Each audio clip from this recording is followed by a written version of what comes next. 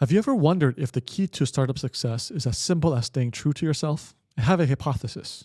My hypothesis is that the closer founders are to their authentic selves and to the problems they are trying to solve, the more likely they are to stick with it. Stick with it for the long haul and ultimately succeed. The longer you are willing to work on a problem authentically, the higher chances of success you may have, especially in regards to de-risking the fact that a founder may give up when things get too hard and when they start to question why they are working so hard in the first place in the face of so much risk. Obviously, this is only one factor of many that can make or break a startup. But if you are a founder and trying to build something, and you are investing in the long term, teasing this out may be very useful. A useful exercise to help frame narratives around the motivations that will keep you going. The path to entrepreneurship is fraught with twists and turns, many pivots, highs and lows, and the most depressing and exciting of thrills. Having a strong foundation in what is authentic to you and why may help stay the course. Additionally, it will perhaps lessen the burden of relying on pure grit, determination, and discipline of will, and open you up more to curiosity that helps fuel the fire that gets you to a great big success. Or perhaps you never developed this clarity early on. If you are lost along the journey, maybe this may help you realize it's time to quit. What if you're an early stage investor? This could be a little tool to help you figure out if a founder is suited to your long-term investment thesis versus a short-term trade that may blow up. I came across this idea when listening to two different sources of material. The Creative Act, A Way of Being by Rick Rubin, the famous music producer, and this after-school video that covers Dr. Gabor Mate talking about how trauma leads to addiction. These perspectives from Rick Rubin, a music legend, and Dr. Mate, a thought leader on trauma, opened my eyes to how deeply personal authenticity is tied to resilience. Let's dive deeper. The Creative Act to me is almost like Rick Rubin's manifesto on creativity, but in the form of a collection of aphorisms of almost every aspect of creating and creativity. A lot of his small truths have hit home for me and helped me reconnect with the creative process. But more importantly, for our main topic, Rick starts off his first chapter with "Everyone is a creator." Here's a small little excerpt. Everyone is a creator.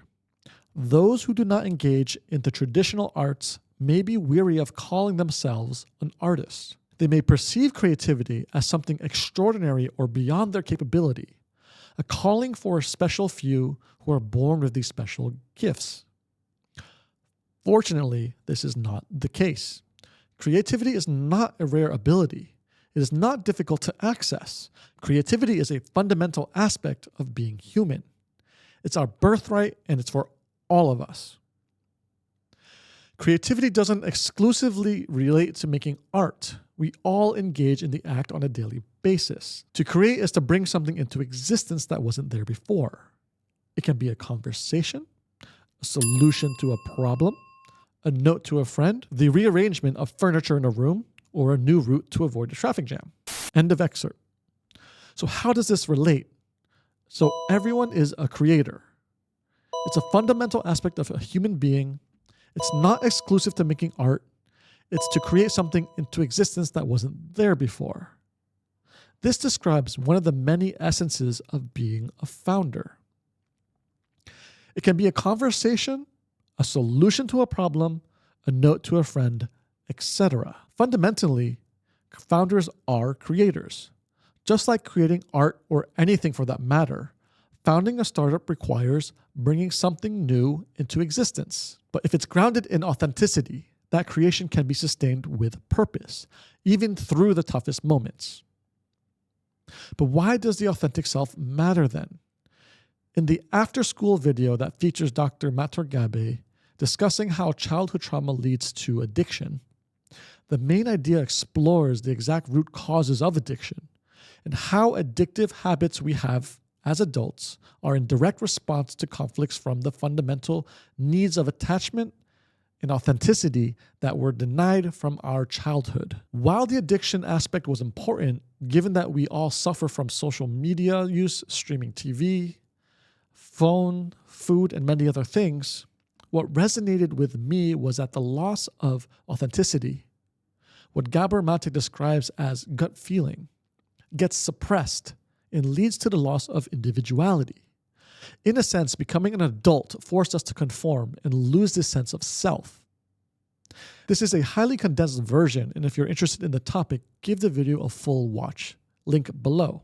So this concept made me really think about what Gabor-Mate described as a need to reconnect with the self. To reconnect with the self that has been suppressed for so long in order to access authenticity. And what I conjecture is that in order to create sustainably for the long run that would de-risk any venture as a founder, one should authentically be in touch with themselves. And perhaps here lies another variable to consider, or a framework or tool to use when you're building or investing in a startup. So next time you're building or investing, ask yourself, is this something I'm authentically connected to?